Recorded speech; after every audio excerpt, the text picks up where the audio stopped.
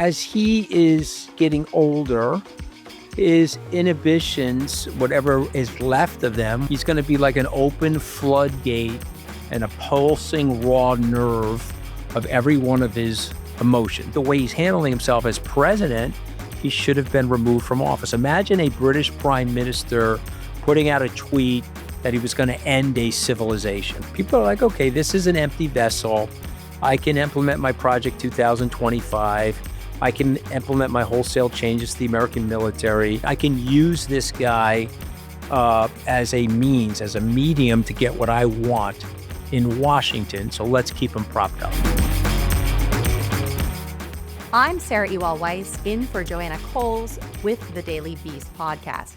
Our guest today is Anthony Scaramucci, who has worked behind the scenes in Trump's orbit. We talked about Trump's erratic behavior on Iran and whether it can get crazier from here.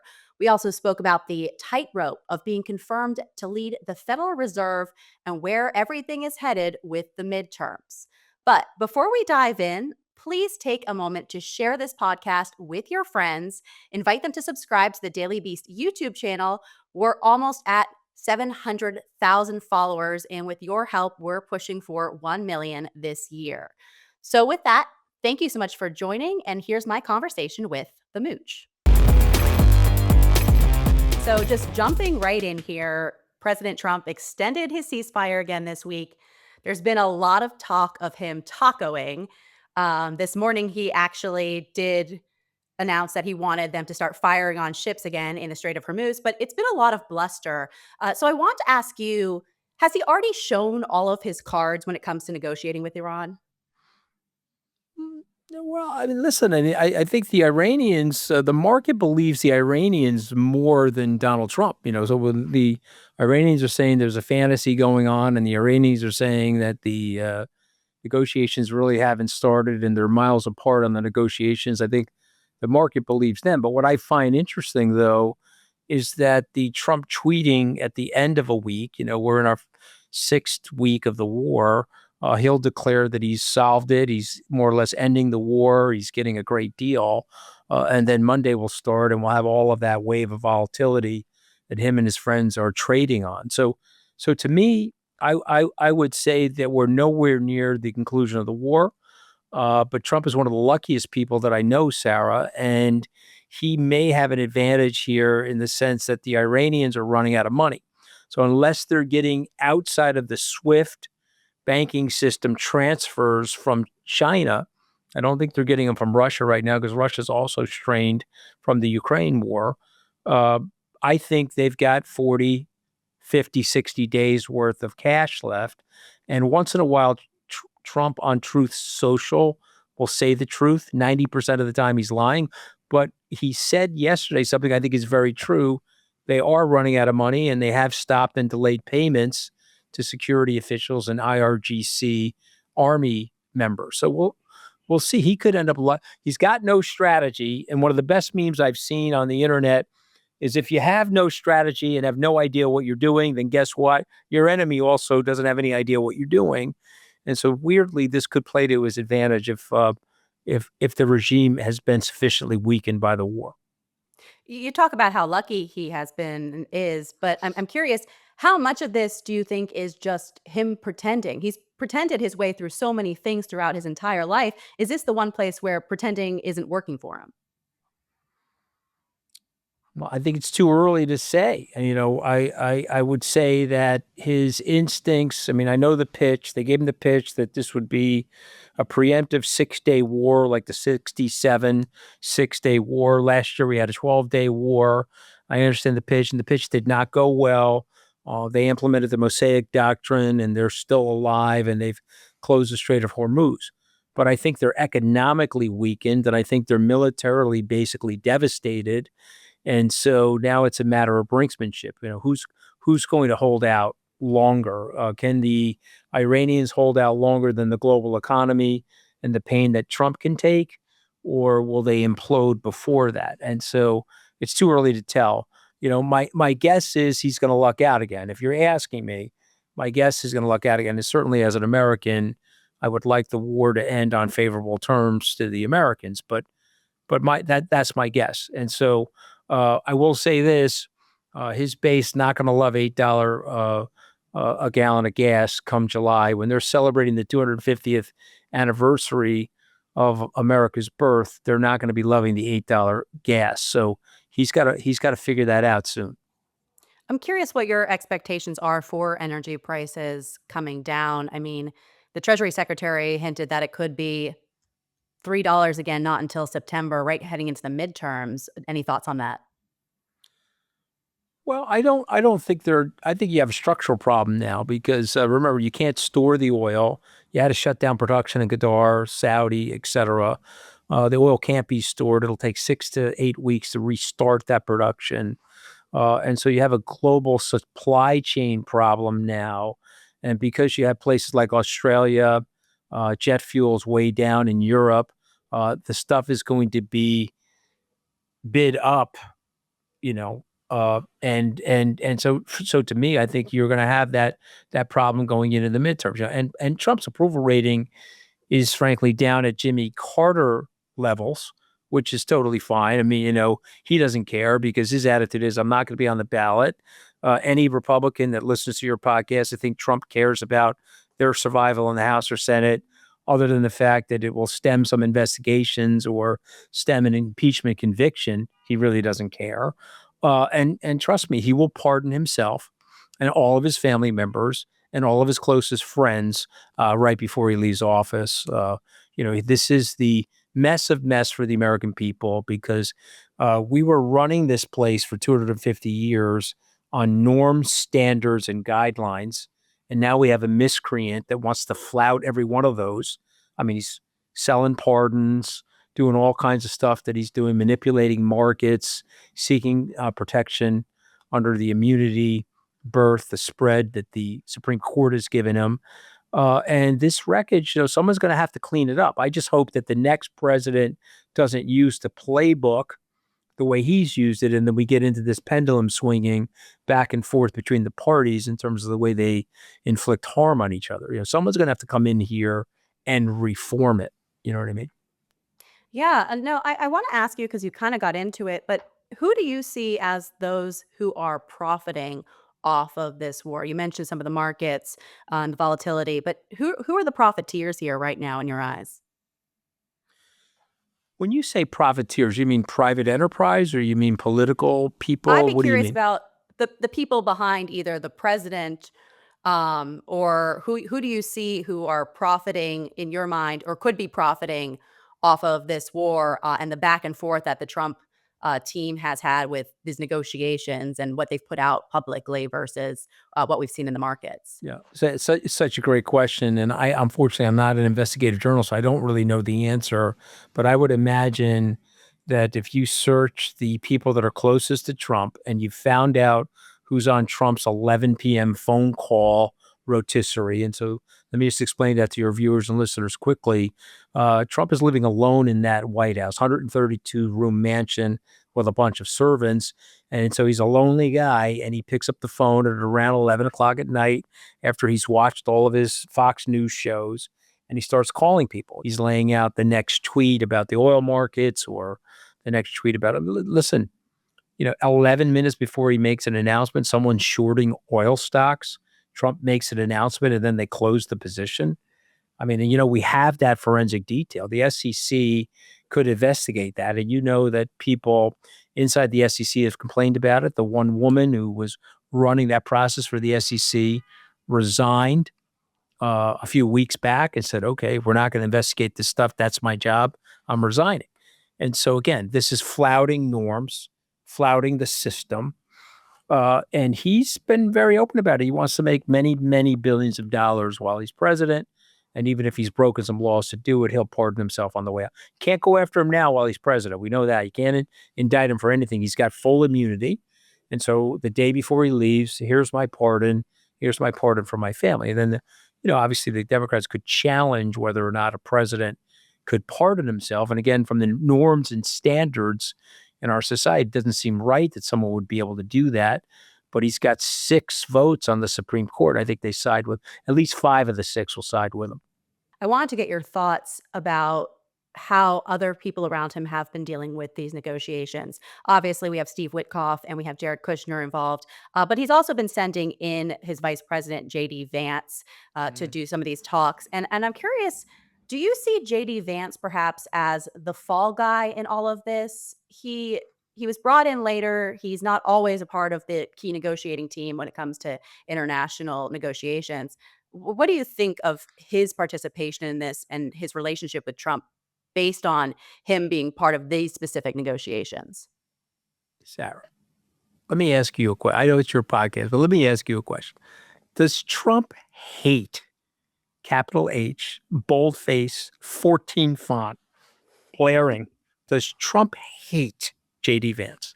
Yes or no? Honestly, based on some of the things he's having him do, I would say yes. Okay. Based on You see, reporting, you are must. an honest journalist, Sarah. You are an honest journalist. He hates him. Okay, he hates him. He's like, okay, the shot whizzed by my ear. 72 hours later, I'm picking Vance because Musk and Thiel are writing me a $300 million check to fund this campaign. And I don't care anyway because my vice president is, I'm just going to discard him like I did Pence. So, of course, I'll pick Vance. I'll pick whoever they want. He picks Vance. He hates Vance. He already starts the progress like in Fargo where the guy's going into the wood chipper. He puts him in the wood chipper right away. Okay, he doesn't let him do much media. Vance goes on Joe Rogan after Trump, and Trump goes crazy. Who the hell are you to do that? I'm the guy that goes on Rogan. So they keep him out of the media for a while, and then they put him back in.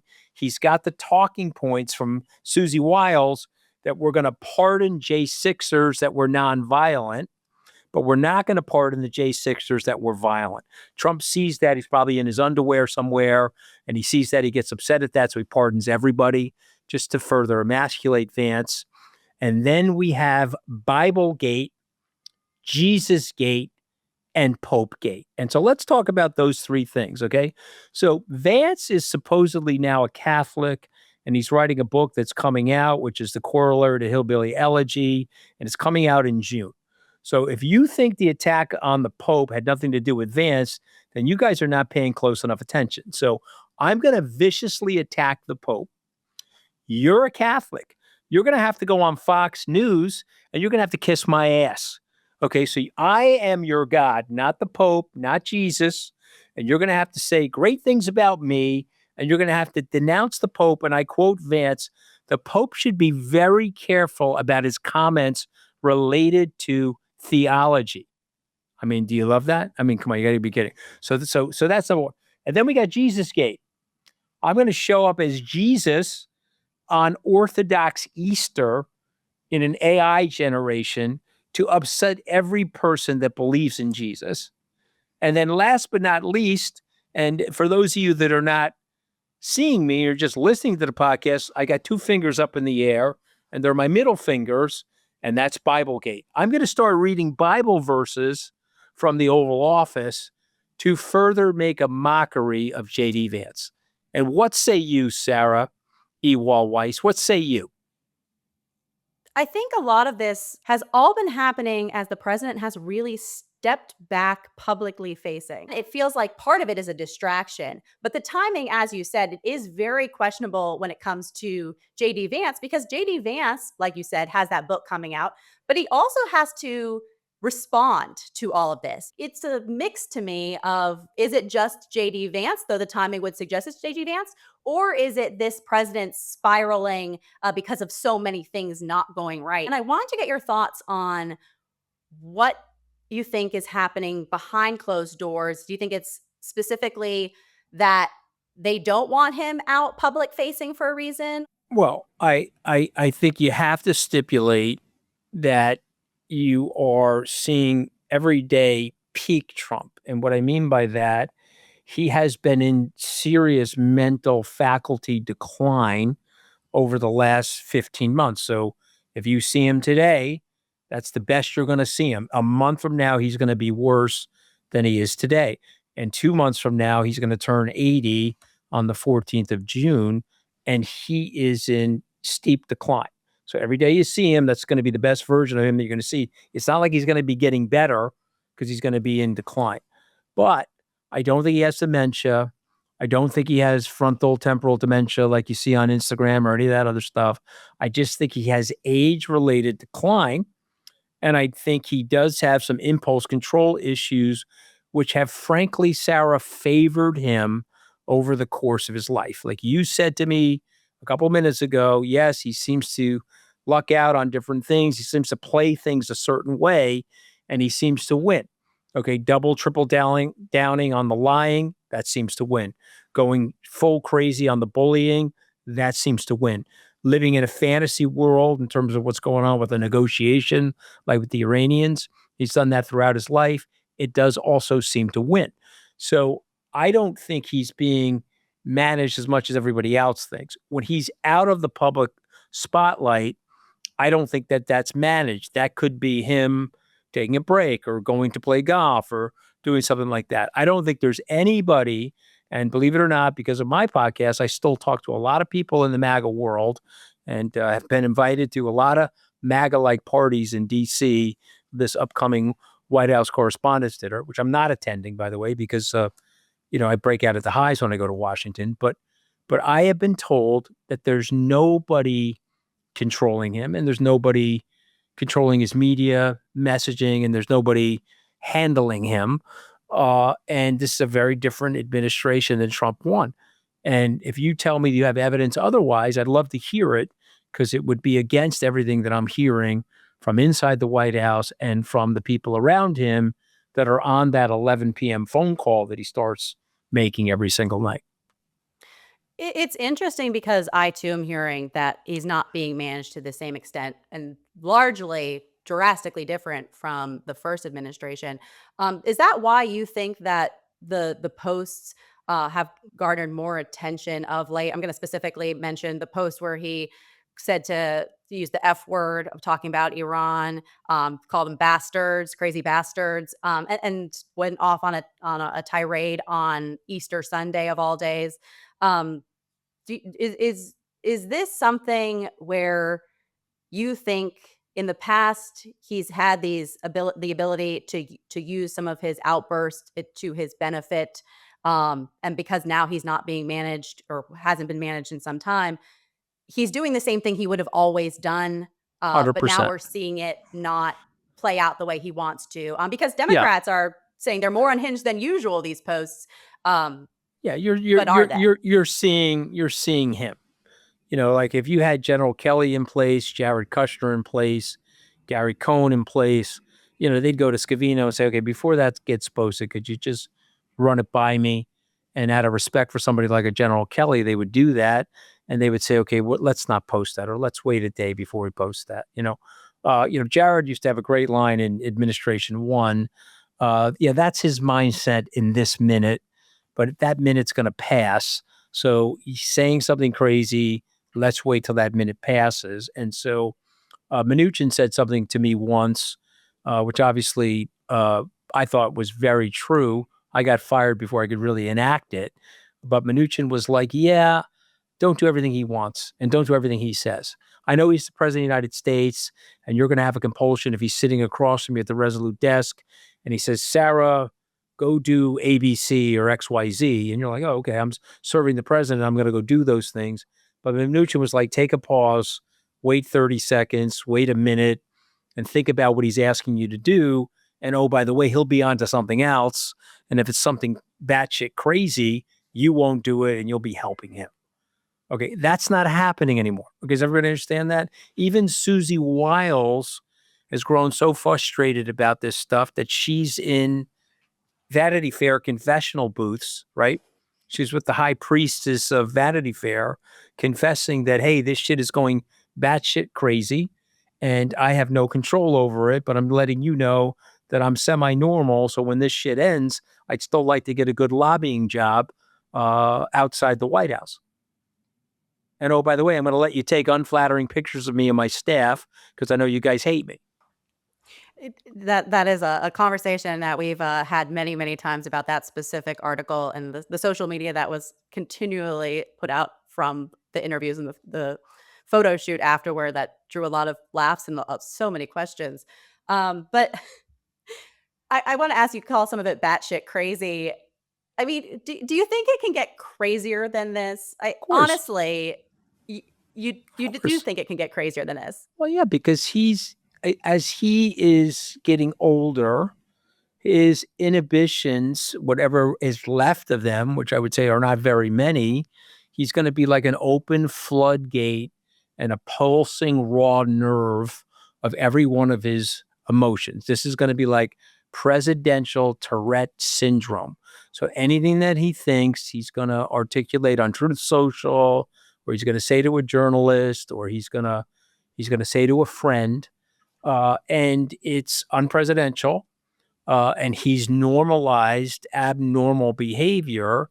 And when somebody says that we're sane washing him, that's true, because this is the book that you read when you were 7. I read when I was 7. The Emperor Has No Clothes. We have a very large group of people in Washington that want to tell people that the Emperor has clothes on. He's unwell. He's mentally unfit for that office. He's unstable. He doesn't have any formal strategy. Everything is a shoot from the hip sort of thing. Some things are working, some things are not working. But the way he's handling himself as president, he should have been removed from office. Imagine a British prime minister putting out a tweet that he was going to end a civilization. Imagine something like that. Opening the effing strait, that's one thing, but I am going to end your civilization. The threat of a war crime is actually a war crime. People are running around trying to pretend this is normal behavior, but you know how Washington works, as do I. People are like, okay, this is an empty vessel. I can implement my Project 2025. I can implement my wholesale changes to the American military. I can give my buddies the defense contracts that they want. I can use this guy as a means, as a medium to get what I want in Washington. So let's keep him propped up. There's been a lot of talk in Washington and nationally about invoking the 25th Amendment. And based on my conversations here, and based on some of the public interviews that we've seen, his cabinet is not going to do this. There's no one in his cabinet who's been standing up to him in any way publicly, and in some cases privately, to the extent where they would actually move forward with this plot, despite wishful thinking from so many Democrats and other critics. And so you mentioned Susie Wiles. I'm curious in terms of who can grab the wheel in Trump's orbit. It hasn't been members of his current administration. It's not going to be his cabinet members, in my mind, even though they've been asked about this many times. They won't even answer questions about it.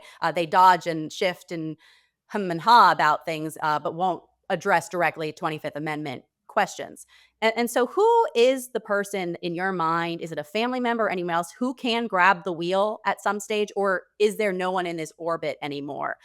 Because we have seen the president, unlike in his first term, he's living at the White House. You mentioned he's completely alone. Sometimes we see some family members there on weekends, rarely, usually for specifically White House events where there are other people around. But you don't have the Ivanka Trump senior advisor. You don't have the Jared Kushner senior advisor living in Washington with the president. You have Don Jr. and Eric and their families in and out. And on weekends, it's largely the president at 79 by himself. So who can step in at this stage in your mind, if anyone? Well, I mean, the short answer is no one, but I just want you to go to Kevin Warsh's testimony. So let's do a little role play, okay? Mr. Warsh, who won the 2020 election? Well, I'm glad you brought that up. He didn't answer, he won't answer the question. So he's been told by his handlers, you say, well, you guys certified Joe Biden, right? And so this way, I'm not saying that President Trump didn't lose the election, because election denialism is a cornerstone interview anchor for everybody. So when they're there quietly with each other, Mr. President, you won the election and there was tremendous election fraud. Although Trump had 63 lawsuits that were dismissed by judges all over the country because there was no election fraud, this is the election lie that they have to perpetrate in order to be in Trump's orbit. So again, take a step back and look at the whole situation. And and I know this is going to get way, way worse. And John Thune will be held accountable for this. He's Senate Majority Leader. He could have teamed up with Schumer and a few other guys and gone to the White House and say, "Hey, Mr. Batshit, knock it off. Get somebody in charge here. You can't act crazy like this. You can't send out civilization-ending tweets. If you don't knock it off, I'm going to figure out a way to create a coalition to remove you from office."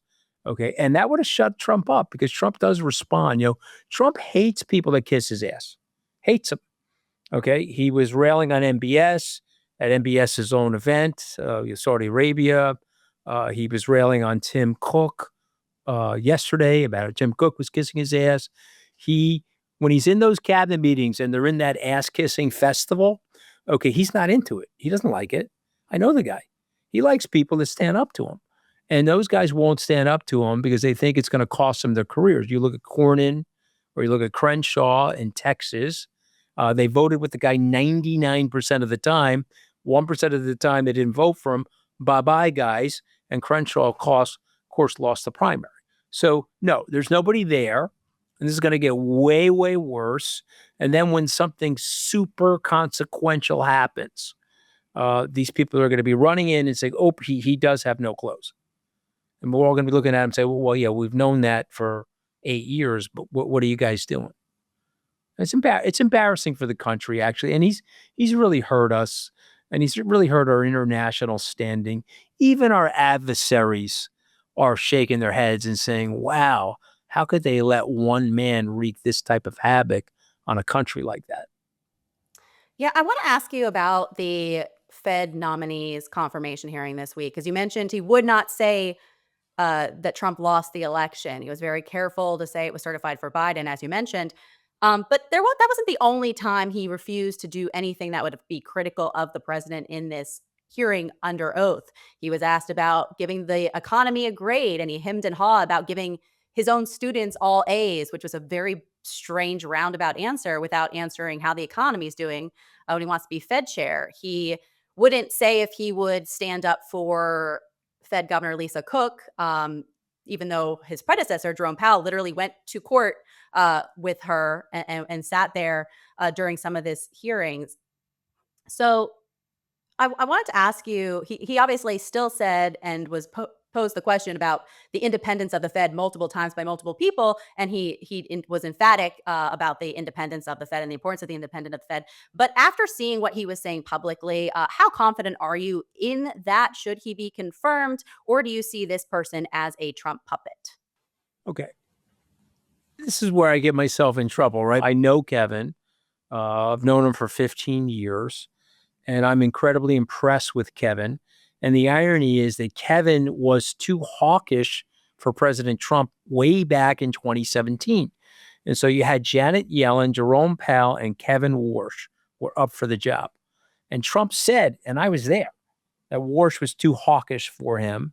And he didn't want to reappoint Yellen because she was an Obama person. And anything that Obama did, if you wanted to get President Trump to do something in the first term, you'd say, well, Barack Obama did X, Y, Z. Okay. And this way, Trump would then want to do the opposite. And that was the way you got Trump influence to do something that you wanted by telling him that Obama did the opposite. See what I'm saying? And so he appointed Jerome Powell. This is the great irony. He hates Powell now because he ends up hating everybody because he hates himself. But Warsh was too hawkish. And so Warsh is going to be, in my opinion, as a Wall Streeter, 4 decades on Wall Street, a very stable pair of hands at the Fed after Trump leaves office and probably after the midterms. Now, Warsh is not going to tell you this, and he'll deny this under oath in front of the Congress, but I'm sure he has a kabuki handshake with Trump of 1 or 2 rate cuts as him as the chairman of the Board of Governors is going to try to force on the other Board of Governors, in his term. So a couple of meetings from now, if he is approved and we get through the Tillis thing and the investigation on Chairman Powell gets dropped and we have a Chairman Warsh, My guess is you get 1 or 2, possibly 3 rate cuts, even though we've got high inflation as a result of the energy crisis. And then that's it. And I think that'll be the deal. And you and I will be looking out at a post-Trump world where you're looking at Kevin Warsh and saying, wow, he's a very safe pair of hands that had to do the kabuki theater for Donald Trump to get himself the job. Well, that's my opinion. So in terms of this, though, I mean, he denied that there was any agreement for rate cuts. Again, But look at me. Look does at me. anybody get that job? Look at me. I'm winking with one eye, but I didn't say anything. If you say back to the congressman, you certified the election. I didn't say whether the election was legitimate or not. All I said was, well, you certified it. Is that a lie? Look at his testimony. He's a very careful guy. It was very well scripted. And I am certain that Trump didn't turn to him and say, hey, are you going to be my sock puppet? Because I'm sure that didn't happen. And so when someone says, are you going to be Trump's sock puppet? He can say with his hand up in the air on the Bible, no, I'm not going to be his sock puppet. Okay. Is there any agreement to lower rates? Well, I know how Trump talks, and I know what Kevin heard, and I'm sure there is, quote unquote, no agreement, but there is a tacit agreement. And I'm sure he's going to cut rates as soon as he gets the job. I want to get your take before I let you go on the midterms coming up. We saw what happened in Virginia this week with voters coming out and rejecting the president's push to basically rig the election by only allowing Republicans to gerrymander. Now Democrats have gotten involved. They're also gerrymandering. So it could be a total wash in the end, specifically related to that. But I'm just curious, what are your thoughts on where the midterms are headed? If you're a gambling man, what would you put your odds on? Well, I think that I don't like the gerrymandering, and I submit to everybody listening, the politicians are now picking the voters very blatantly at this point. I know we've done gerrymandering for 200 years, but it's gotten egregious at this point. So I don't like it. Advantage to the Democrats now because the Republicans started this latest spat of gerrymandering and the Democrats have finished them off. And so they're likely going to win the House. But I just want to point out to people, because I was going through in preparation for this podcast, I was going through the Cook political report this morning, and I was looking at latest polling data, and this is through April 21st. There are 435 congressional districts. According to the Cook political report, there are only 34 contestable purplish districts. I just want you to think about how much consequential damage these two jackass parties have done to our country. This cartel, this duopoly, they have locked up the system. So the Congress has a 14% approval rating, which is slightly less than Kim Il-jung, the North Korean dictator. And yet the incumbents have a 95% reelection rate. And so I find it hard to believe that the American people are happy that only 8% of the congressional districts are in contest for the midterms. I think this is appalling, and we should have a constitutional amendment to end the gerrymandering, and which would also end the tribalism and the extremism in these parties. But yes, I think the Democrats will win the House. I think it's a toss-up on the Senate. But if Trump goes into the gutter here, if his luck does run out on the Iranian war, and you have $9 a barrel for gas, and you have energy rationing in the countries, we won't have energy rationing because we have enough energy for ourselves. But I'm talking about energy rationing away from the United States, which will hurt U.S. multinationals, which will hurt the stock market. That'll be very, very bad for Trump coming into the midterms. Anthony Scaramucci, it is a pleasure to have this conversation with you. Thank you so much for joining us.